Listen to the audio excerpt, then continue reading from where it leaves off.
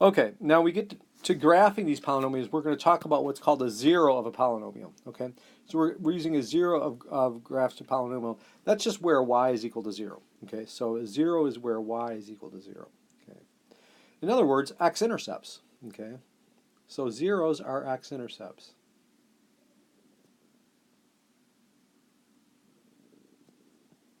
And those, when we talk about zeros, remember we're saying where the function is equal to 0.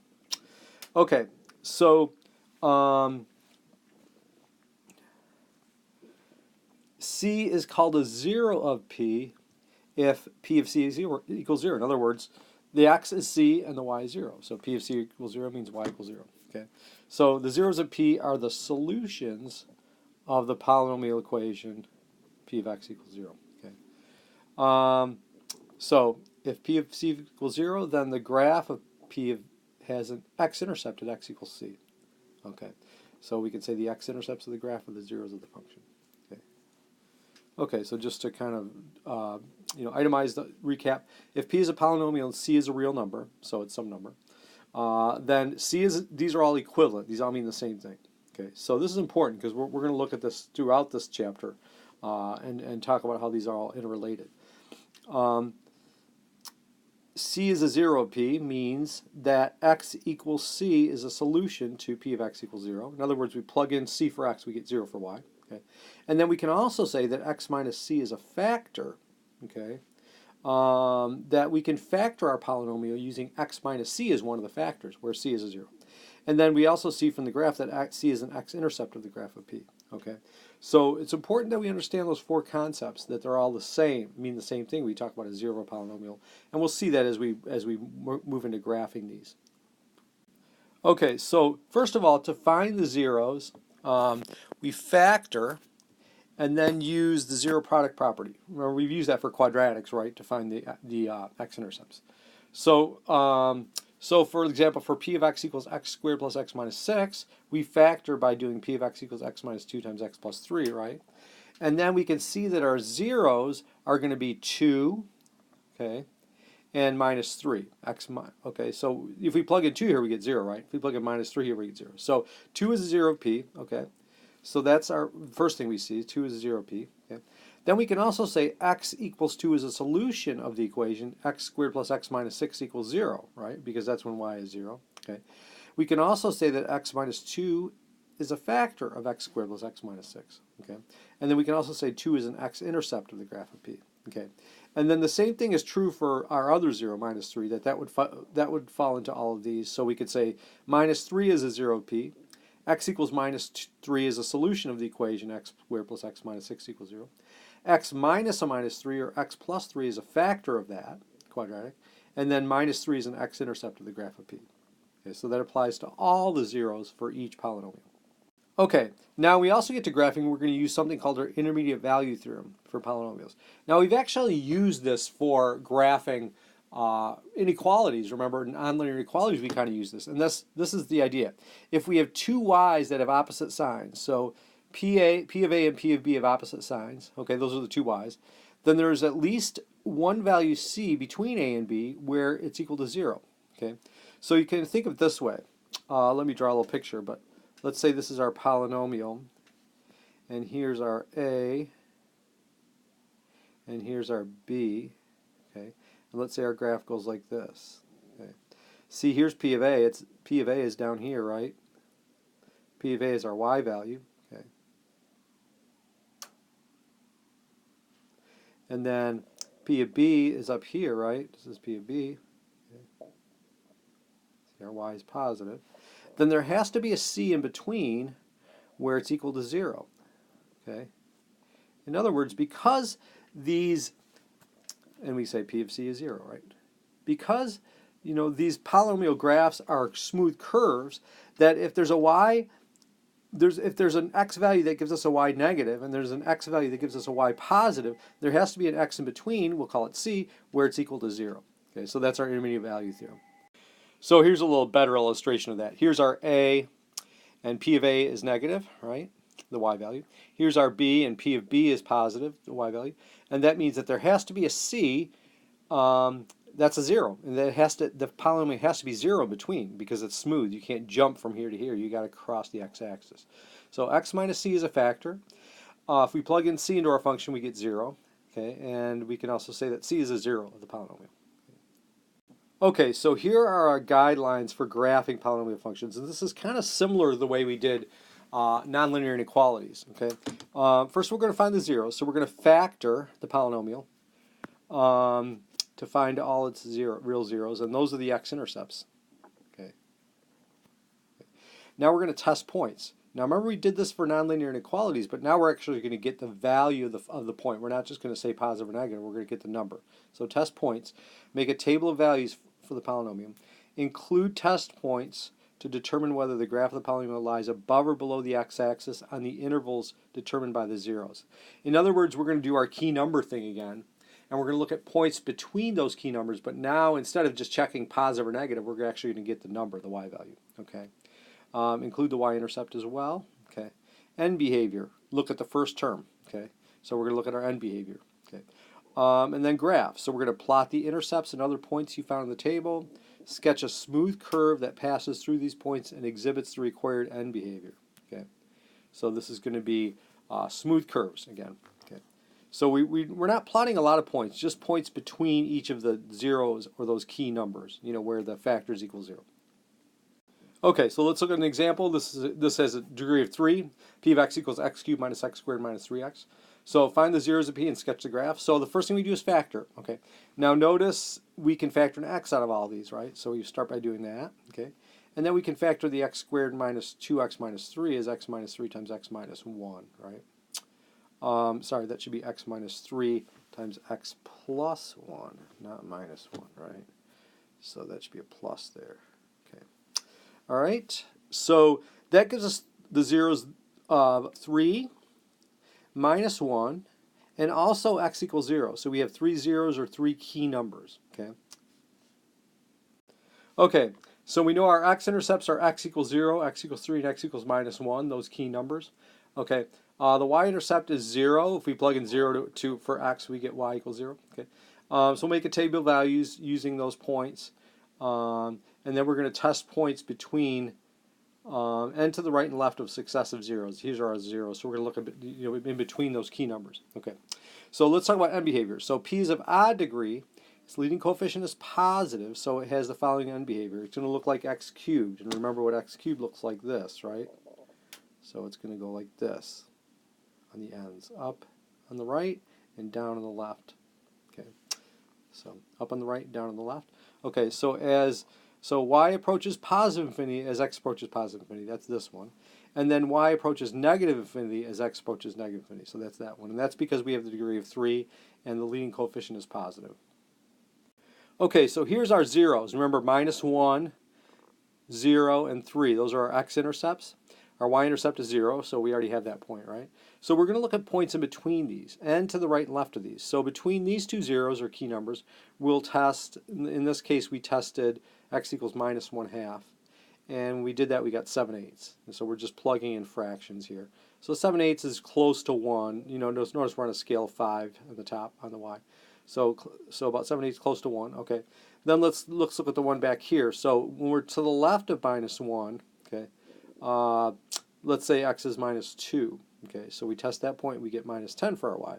So that's going to be down here. Okay, so we test a point there. We see it's going down as we go through there. Okay, because we know the end behavior is this, right? We know this is our end behavior here and here. Okay, so this graph is going to keep going down. Okay, now let's test points between these two zeros, 0 and 3. So we tried 1 and we got minus 4, so that's here. And then we'll try another one because this is a pretty big gap here. So we tried 2 and we got minus 6. Okay, we already had 3, 0. Okay, so and then we want to test a point out this way. So we'll try 4 for x and we get 20. And we see it's a point way up here as we're going by 5s on the y, right? 5, 10, 15, 20, okay, and 4 for x. Okay, and then we're pretty good with that. I think once we have those points, we did have to plug in some points, but you can see it goes down this way, so it's just going to continue going down, and then it kind of swoops like this through, and then goes up. As we know, the end behavior is, here And here we already determined that our behavior, so we can kind of determine that it keeps going up or it keeps going down to the left. Okay, sometimes we have zeros or factors that occur more than once. And if it include, let's say it happens m times, like maybe it happens 3 times, then we could say that this c, c is a 0 of p, okay, that we could say that c is a 0 of multiplicity m. In other words, it might be 2 or 3 or 4, depending on how many times that factor occurs, okay. So the corresponding factor, x minus c, occurs exactly m times, okay. Now, we have to determine what happens based on our multiplicity. So by considering the test points on either side of that x-intercept c, we conclude that the graph crosses the x-axis at c if the multiplicity m is odd and does not cross the x-axis if m is even, okay? So what do we mean by that is this. If you have a multiplicity that's odd at c, it's going to cross kind of like x cubed would. You know, it kind of takes that little diversion through there, little s. So this would be odd multiplicity. Okay. And then if it's even, it's going to just touch and stay on the same side. So let's say this is our c. Okay, it's going to do something like that. Sorry, it's supposed to touch the x-axis there. It's going to touch right there. And just stay on the same side. So this would be our even multiplicity. Okay. That it doesn't cross the x-axis, it just hits it and stays on the same side. Okay. And then we can also say that near x equals c, that 0 that has multiplicity of m, the graph has the same general shape as the graph of y equals a times x minus c to the m. In other words, it looks like x minus 2 to the third or something like that. We'll look at examples to show what we mean by that. Okay. But more importantly, just that if you have odd multiplicity, 3 or 5 or 7, it's going to cross and it kind of does that little s through the 0. And if it's even, it hits the x-axis at that 0, but it stays on the same side. It doesn't actually cross over. So here's a summary. If our multiplicity, and by this we could say, maybe we have something like this. Well, let me write out an example. Let's say our p is, x minus c cubed. That would be an odd multiplicity. An even would be p equals x minus c squared, or to the 4th. Okay, so that would be even. So when we have the odd multiplicity, in other words, this factor is occurring 3 times, or 5 times, or 7 times, m is greater than 1. You see it crosses at c, and then it kind of does that little s thing as it goes through. Or it could come down and do that. So it crosses and kind of slides through. It doesn't go straight through. It kind of does that little diversion through. Okay.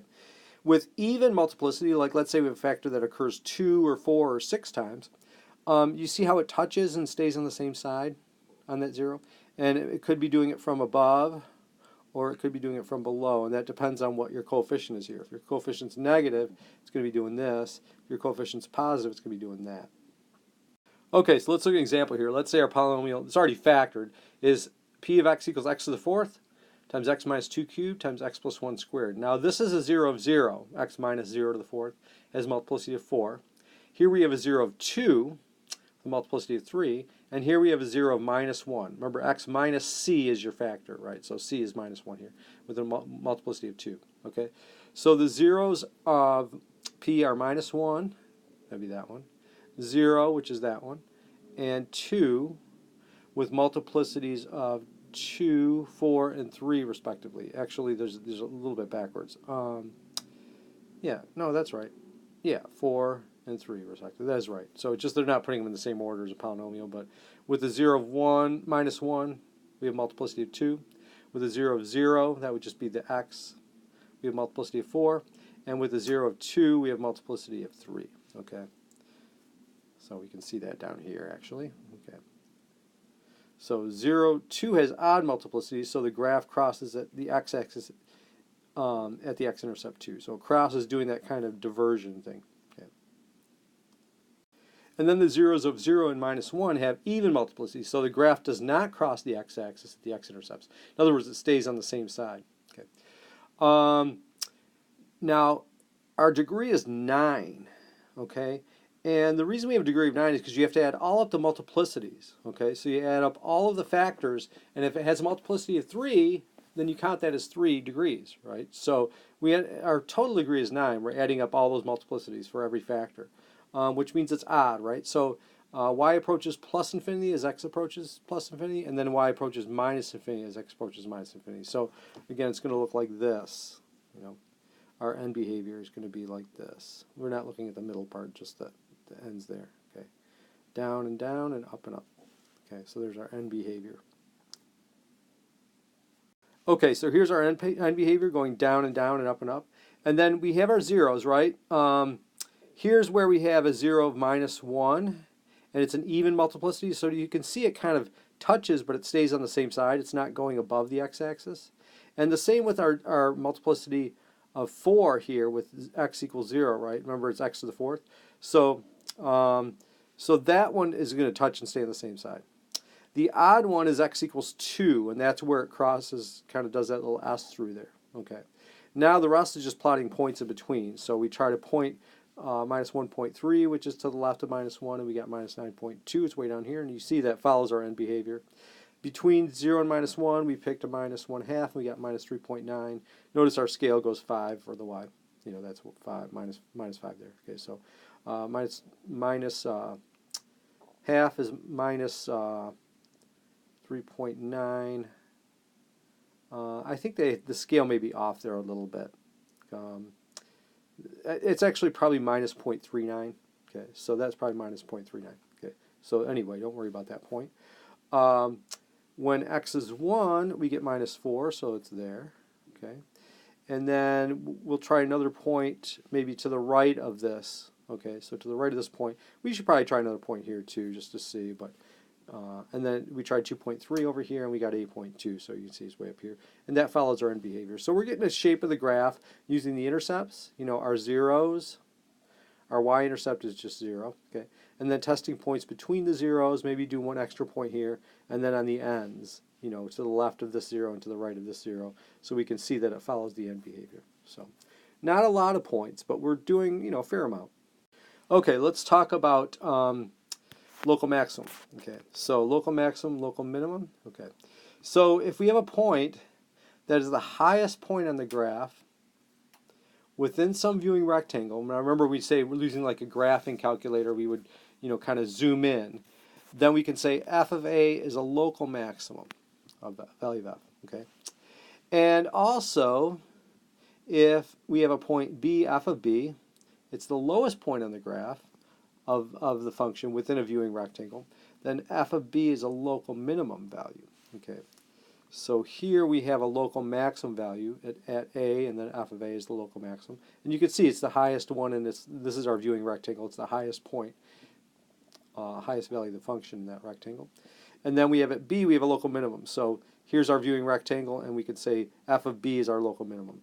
We're not going to count the endpoints. Actually, these keep going, but we normally wouldn't count the endpoints anyway, even if they stopped. But you know, this graph, we have it continue to go down here and to continue and to go up here. Okay, we call these points local extrema, the local minimum, the local maximum. Okay. Okay. So we can also say this for a polynomial function: the number of local extrema must be less than the degree. So this is kind of our principle. If this is our polynomial, degree n, then the graph of p has at most n minus 1 local extrema. So let's say your degree is 5. You can only have 4 or less. You can't have more than 4. Okay. If your degree is 7, you can't have more than 6. And you think of those as, we call those turning points, where the graph turns, you know, from increasing to decreasing, or from decreasing to increasing. That it's a top of a hill, bottom of a hill. That we can only have, if the degree is you know 6, we can only have 5 of those turning points or less. Sometimes we could have less. Okay, so what that means is, you know, the polynomial of degree n may have less than n minus 1 local extrema. It just can't have more than that. So, for example, if we look at x to the 5th, it has no local minimum, local maximum. It has no top of a hill, bottom of a hill, because it just is that like S curve, even though it has degree of 5. So it could have less, but we can say the most it can have, a polynomial of degree n can have no more than n minus 1 local extrema. It can have less than. Okay, so let's look at some examples and determine how many local extrema each polynomial has. This one has a degree of 4, so it can't have more than 3. So it has 3 or less. Remember, 3 or less. This one, P2 of x, has a degree of 5, so it would have 4 or less local extrema. Okay. This one has a degree of 4, so it would have 3 or less. Okay, so let's look at those on the next slide. So we can see for that first example, P1 of x equals x to the 4th plus x cubed minus 16x squared minus 4x plus 48. Can't have more than 3 local extrema because our degree is 4. So here's our 1, here's 2, and here's 3. Okay. This one is a degree of 5, so it can't have more than 4. And we have how many? 1, 2, 3, 4. Okay. So this one has, the first one has 2 local minimums and 1 local maximum. This one has 2 of each. So 2 local maximums here and here, and then 2 local minimums here and here. Remember, this looks small, but it is a local minimum. If we zoom in on that, that would be the lowest point. Okay. Okay, and that last one, P3 of x equals 7x to the 4th plus 3x squared minus 10x. It has a degree of 4, so the most it can have is 3. But notice it only has 1. So we could have less than 3, but you see this one just has 1 local minimum. It has no local maximum. Okay. All right, that's the end of our presentation for this. We'll look at some other examples in class, but make sure you read this carefully because the steps require some thought and some practice to get these graphing done properly.